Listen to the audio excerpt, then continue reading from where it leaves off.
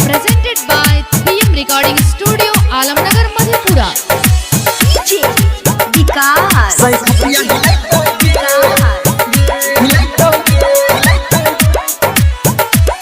बात माने हमर छौरी गे ढोरी छौ तोर कटोरी गे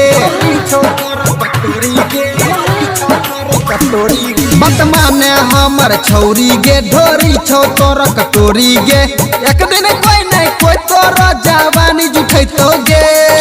रोजे रोजे हे गई रोजे रोजे रतिया में सही खटिया हिलैतो गे रोजे रोजे रतिया में सही खटिया हिलैतो गे रोजे रोजे रतिया में सही खटिया हिलैतो Mixed by Balbhadra Singh. रोजे सही खटिया वरनी से जवानी अपन झापै छीगे रोजे इतर डाली के भीतर नापै छीगे सुने वरनी से जवानी अपन झापै छीगे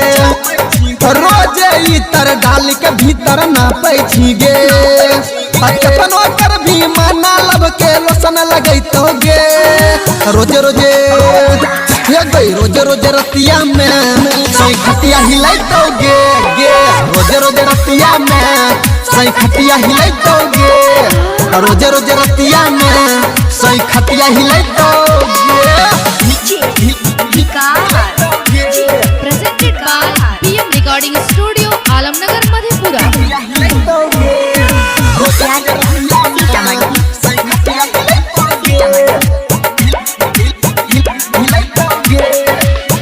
राइटर राजू बंसी खिसियाबै छीगे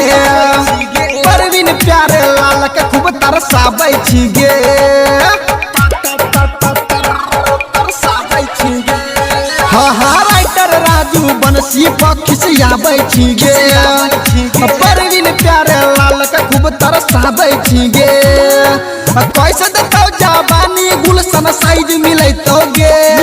रोजे रोजे हे गई रोजे रोजे रतिया में सही खटिया हिलैतो गे रोजे रोजे रतिया में सही खटिया हिलैतो गे रोजे रोजे रतिया में सही खटिया हिलाए गया मत माने हमर छौरी गे ढोरी छौ तोर कटोरी गे एक दिन कोई नहीं कोई तोर जवानी जुठैतो गे रोजे रोजे हे गई रोजे रोजे रतिया में सही खटिया हिलैतो गे रोजे रोजे रतिया में सही खटिया हिलैतो गे रोजे रोजे रतिया में सही खटिया हिलैतो।